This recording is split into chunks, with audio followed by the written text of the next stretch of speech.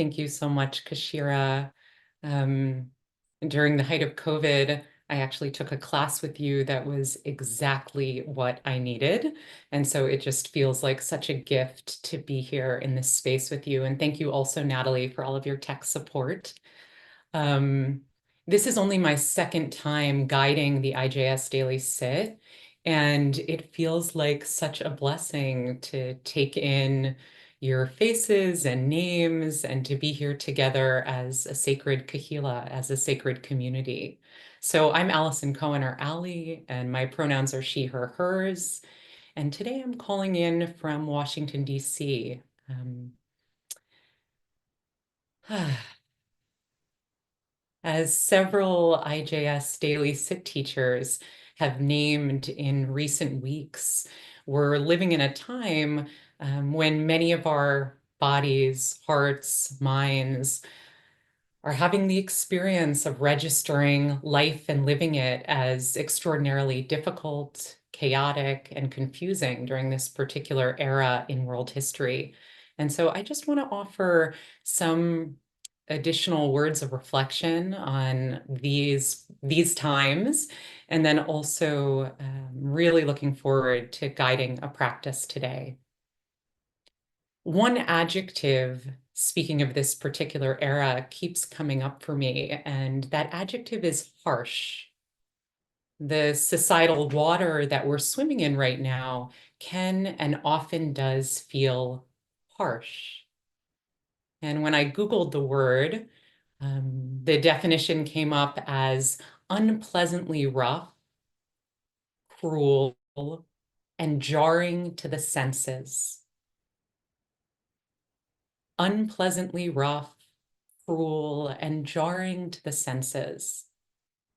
And harshness can cut us off. It can cut us off from ourselves. It can cut us off from each other. And because we're fish in water, what I see happening in myself is just how quickly and subconsciously this harshness begins to find its way into my own inner world, into my own relationships, especially when I'm not spiritually resourced enough to either alchemize it or keep it at bay. And so today, in this profound communal space for reflection and for practice, I want to begin by naming that each of you chose to show up here now at the IJS Daily Sit. You had a clarity of kavanah, a clarity of intention. And it feels important to name that your choice to follow through on this holy kavanah is both a wise response to how to meet these times and a deeply generous offering to each of us here. Earlier this week, the Harvard Graduate School of Education released some deeply moving research from a study on the loneliness epidemic. And one of the questions that study participants responded to was, what do you think are solutions to loneliness, to the widespread experience of loneliness? At least 3/4 of the participants gave the following responses. Learn to be more forgiving of others. Find ways to be of service to others. And learn to love myself. Right now, we're reading the first book of the Torah, Breshit, meaning in the beginning, the book of Genesis. And Rav Hanan Schlesinger, he reminds us the idea of being a blessing appears over and over again in the book of Genesis. You shall be a blessing, and all the families of the earth shall be blessed because of you. Rav Schlesinger goes on to acknowledge that the question of how to be a blessing can actually feel really overwhelming to consider. And so he encourages us to reflect on it through the lens of concrete, manageable actions. For example, as the survey participants named, what are one or two ways I can be a blessing by seeking out opportunities to be of service to others? And since we cannot give from an empty cup, How is each of us actively, courageously, lovingly showing up for ourselves with kindness, with forgiveness, and with antidotes to harshness? So, in other words, how are we learning to love ourselves?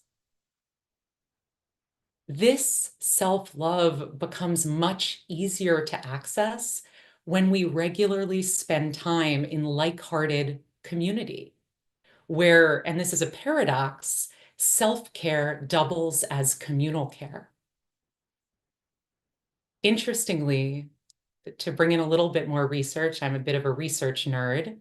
Studies on meditation have revealed that when people come together to meditate, to invite the nervous system to rest, to incline the body, heart, and mind to grow and blossom in wisdom and compassion, a remarkable thing can begin to happen, which is that we start co-regulating each other's nervous systems, meaning there's something in us that may be able to settle a bit more and access some sweetness and spaciousness, knowing that there are other human beings around the planet in this very moment who are all committed to this neshama nourishing, this soul nourishing practice of living from the inside out, spiritually resourcing ourselves and doing it as a group. So today, in the next few moments, I'm going to move into a meditation as an act of love practice, meditation as ahava, as love.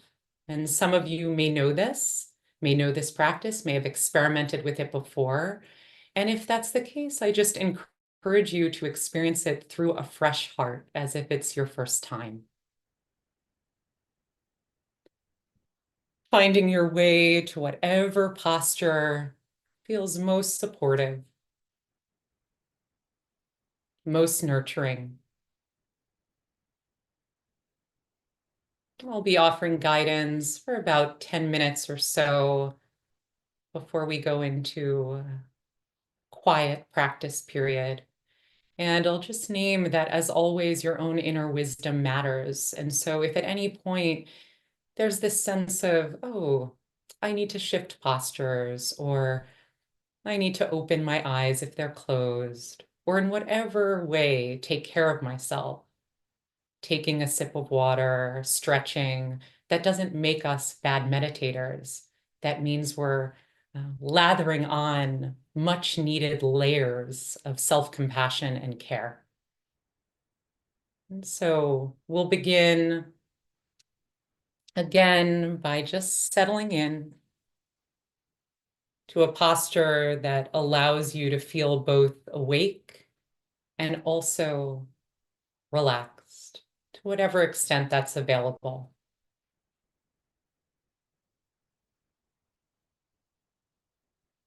And the process of arriving, of making the shift, the transition from whatever we were doing before,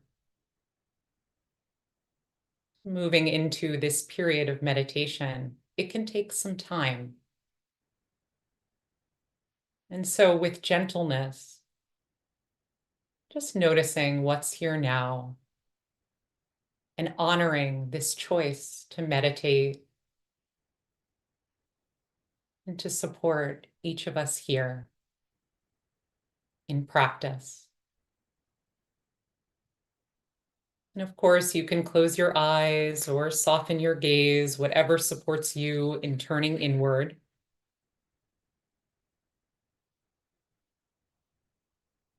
Honoring that we're engaging in an act of love. And you might begin scanning your body from the top of your head all the way to the soles of your feet.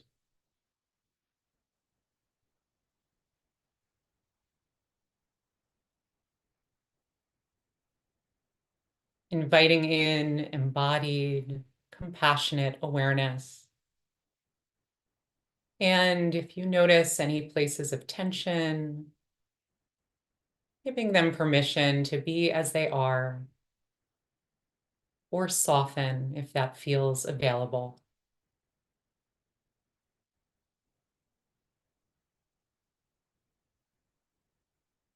And you might inquire, what's here now? How are the heart and mind in this moment?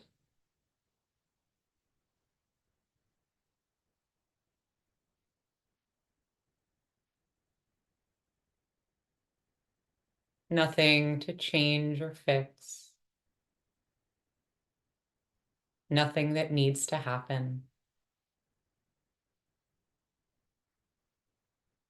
Just honoring your own humanity.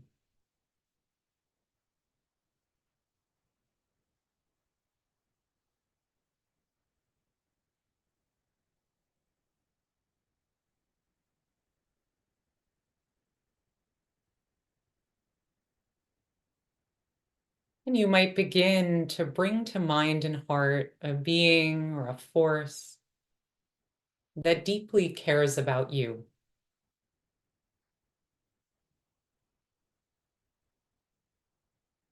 It might be a family member, whether they continue to walk this earth or have already passed on. It might be a friend, a pet, a beloved teacher or mentor.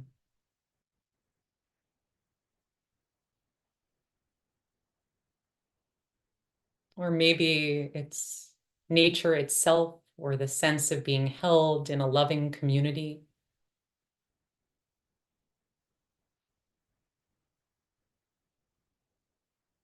For some of us, it's the embrace of divinity, of Shekhinah, of God, of the ineffable one or the source of life.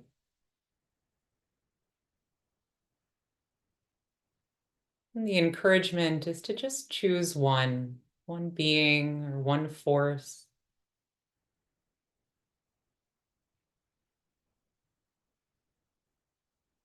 And you might imagine them near you or surrounding you, looking at you or holding you in care and with love, wishing you safety and peace, kindness and well-being, holding you in belovedness.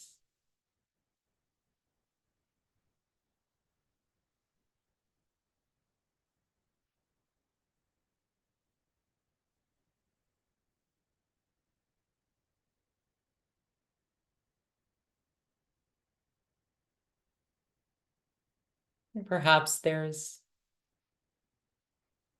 sensations in the heart or the belly that are making themselves known.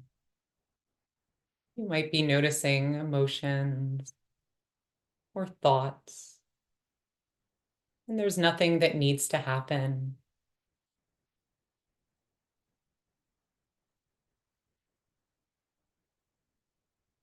Just letting yourself rest in a sense of compassionate, loving care.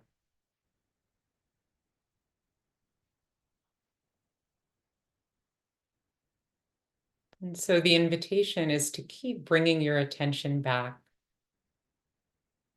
to this being or force or energetic field.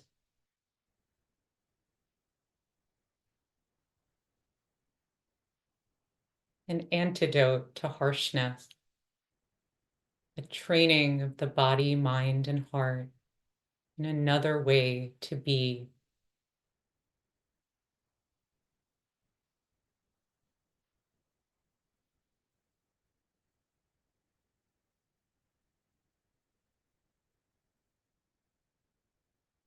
For some of us, it might feel supportive to rest a hand on the heart and a hand on the belly, or both.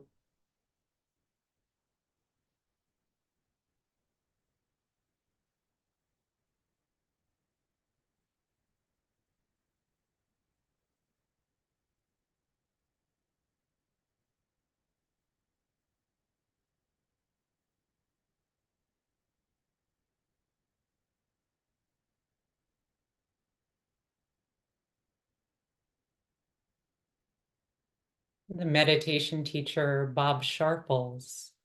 He offers meditate as an act of love, of deep, warm friendship to yourself. In this way, there is no longer any need for the subtle aggression of self-improvement, for the endless guilt of not doing enough. It offers the possibility of an end to the ceaseless round of trying so hard that wraps so many of our lives in a knot. Instead, there is now meditation as an act of love. How endlessly delightful and encouraging. And so we'll practice together in quiet, in a loving communal silence for the next few minutes, and just honoring that when your attention inevitably wanders, which is simply the nature of attention and the nature of the mind, in that moment of mindful awareness, you might just pause, recollect your attention, and return to receiving love.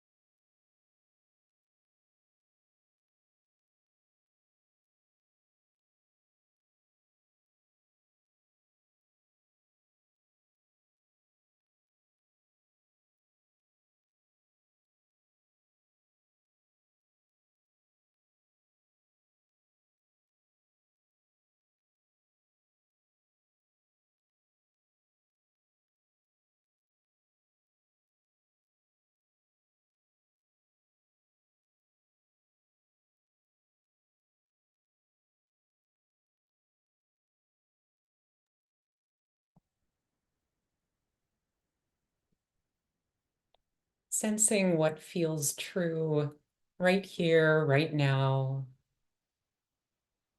in body, heart, and mind.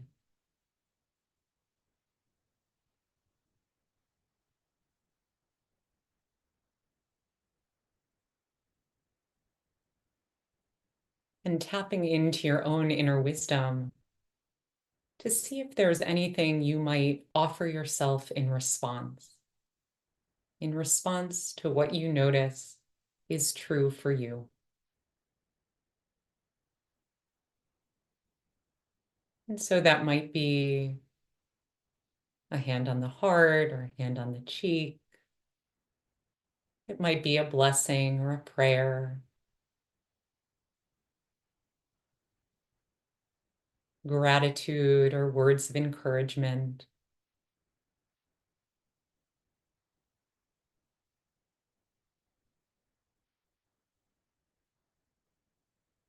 It might be something else entirely. Listening inwardly and offering yourself a gift.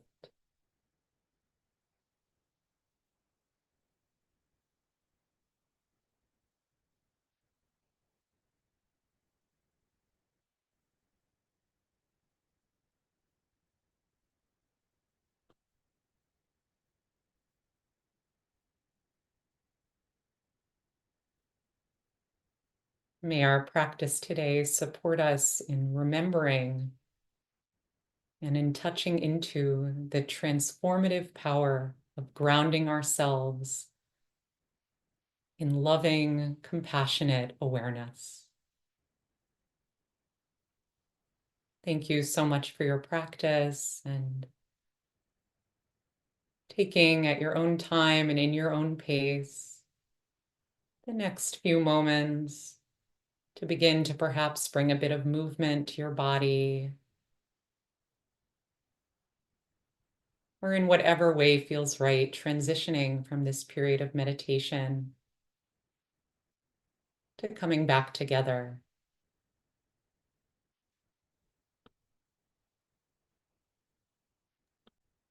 Thank you so much, Alison, for such beautiful leadership and guidance today.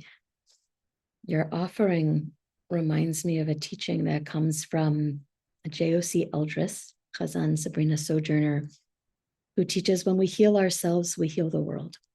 And what I heard from you today is that when we love ourselves, we love the world. And so I want to thank you for guiding us into a practice, helping us to love ourselves even a little bit more. Thank you. For those who would like to join in words of Mourner's Kaddish, if you are remembering someone today, I invite you to place in the chat those names of loved ones who you are remembering and uplifting.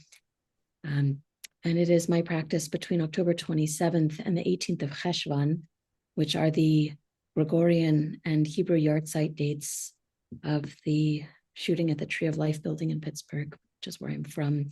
I'm going to place the names of the 11 people who were killed on that day in the chat as well, and welcome you to add additional names. If you'd like to come off mute and to say Kaddish, please feel welcome. And shortly after that, we'll hand back over to Alison for those who want to stay and be in conversation or ask questions. We join together now saying Yit Kadal, Vit Kadash.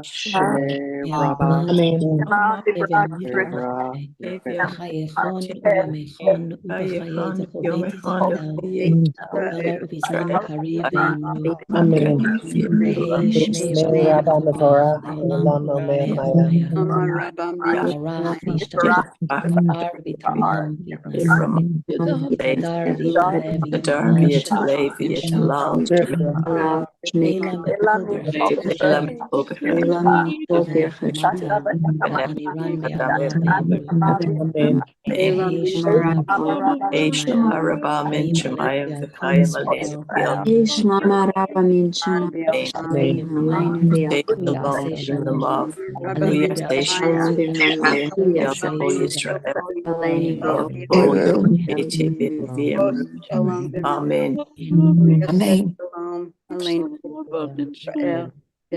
One who brings The one who Amém. makes peace in the Amém. heavens, bring peace and comfort all in morning, as we say.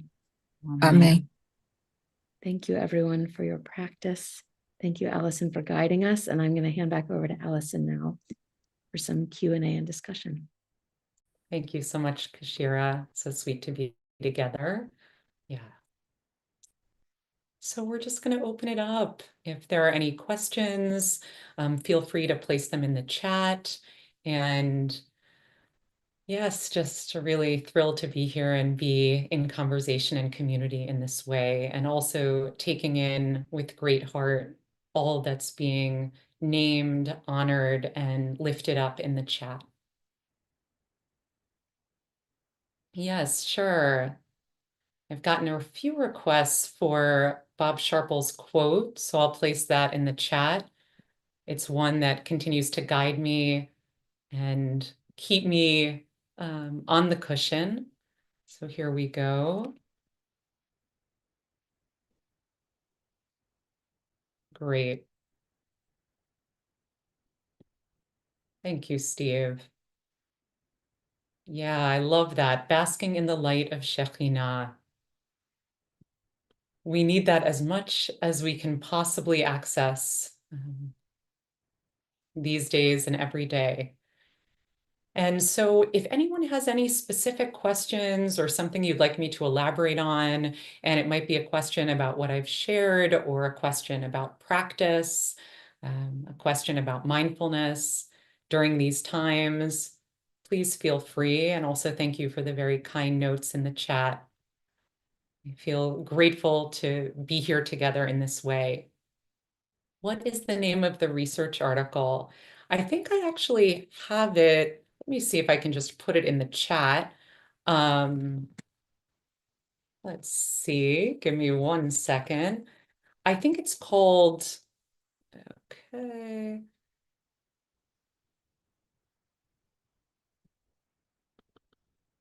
One moment.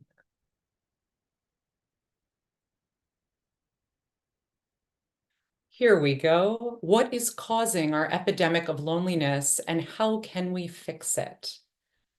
I was deeply touched by this particular article, which I've placed in the chat. Yeah. And I'm seeing quite a few comments in the chat about the Tree of Life. And I also want to thank Kashira for bringing it into this space. Yeah.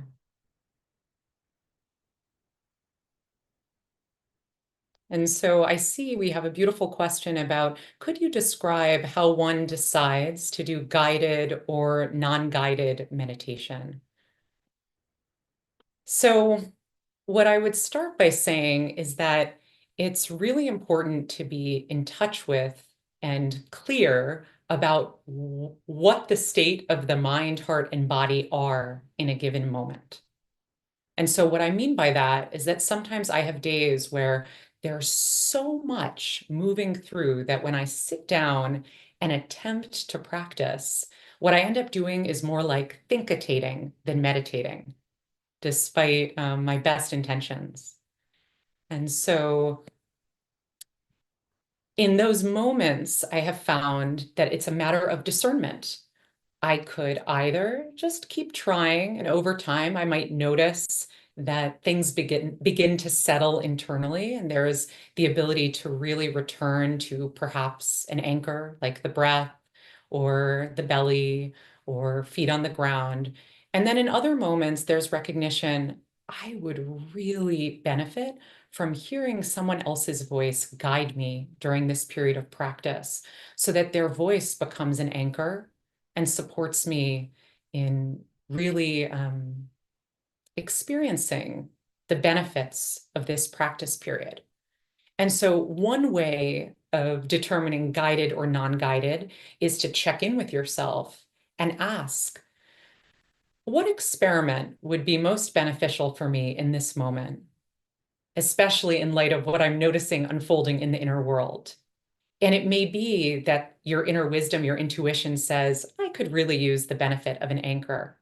And especially sometimes if I'm feeling quite a bit of self-flagellation or harshness towards self, listening to someone guide who's doing so in a kind way and is perhaps guiding around how to access greater kindness and compassion towards self, that can be really supportive.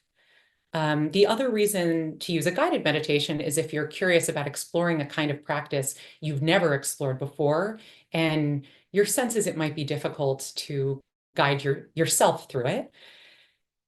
And even if you listen to a guided practice, it can be really supportive at the end to have some time in quiet, to just increase your capacity for meeting each moment with your own internal compass and guidance.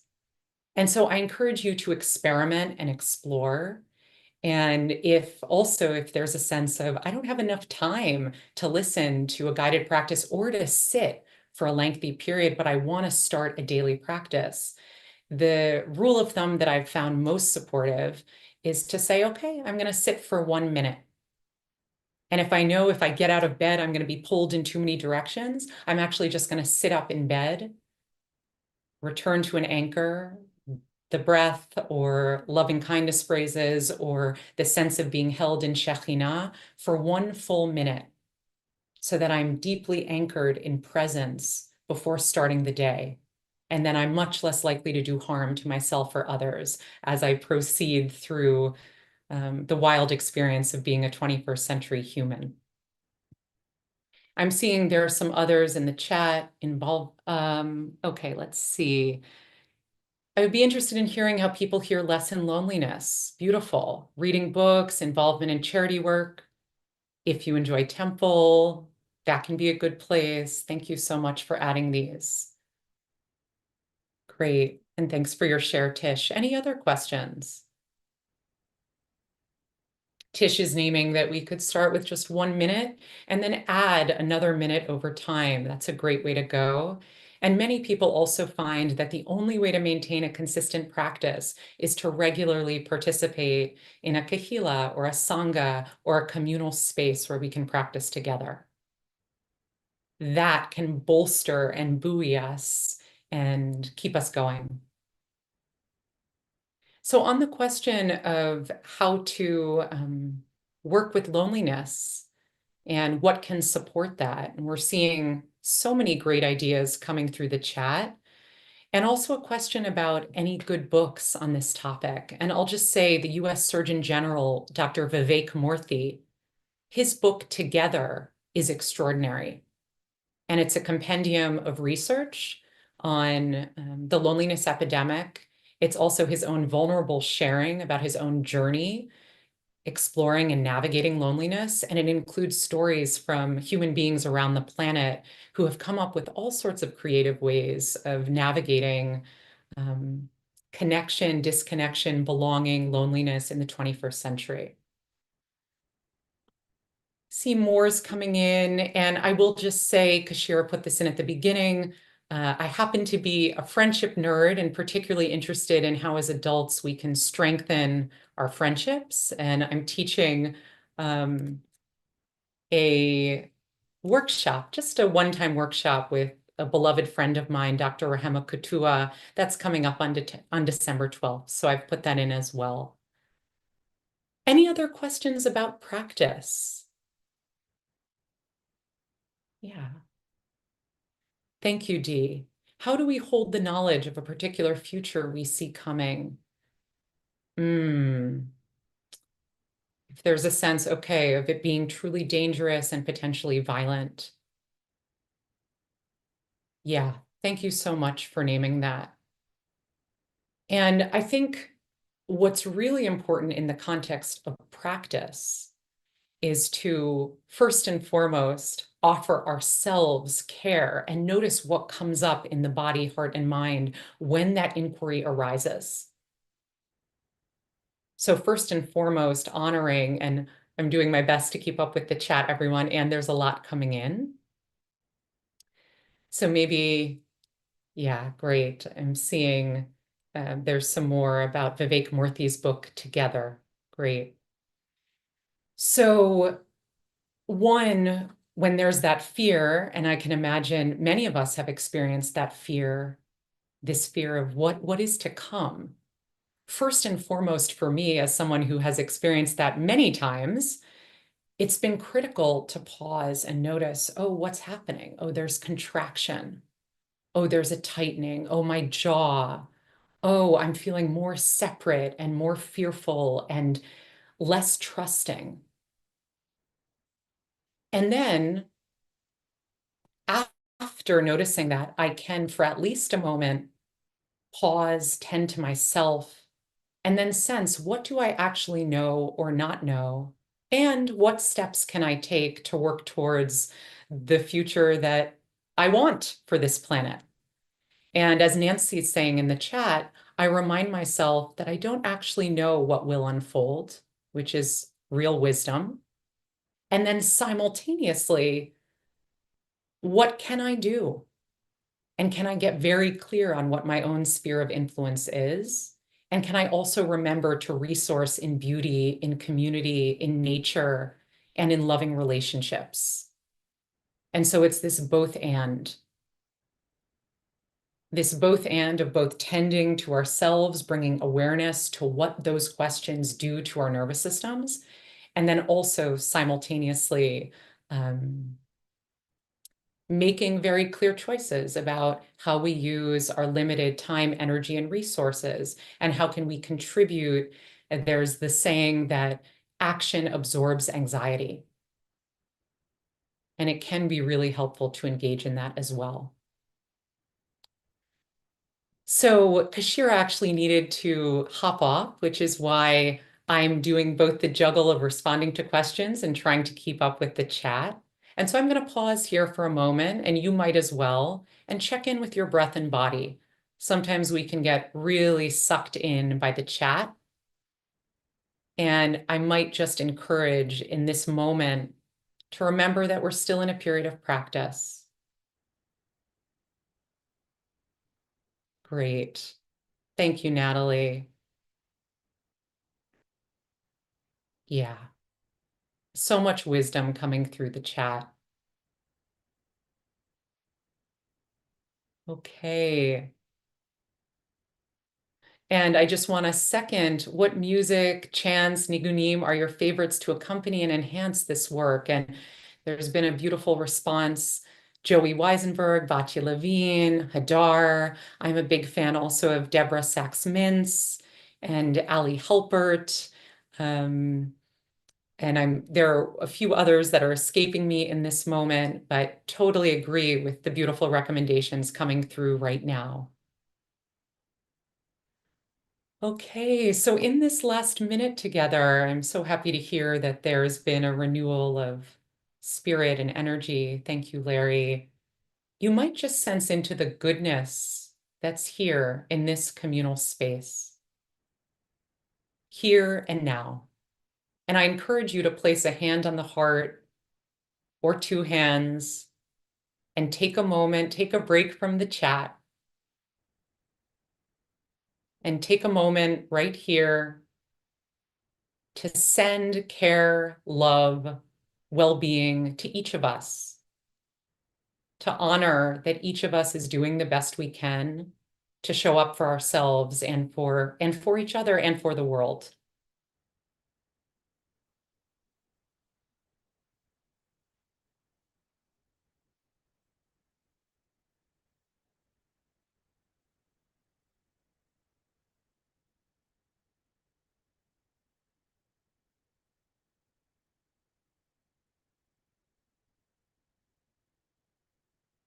Sending blessings, care, gentleness, and compassion to each of you. May you be well, and may you do what you can, where you can, to build towards the world that we want to see, of love, of compassion, and of connectedness. Take care, everyone.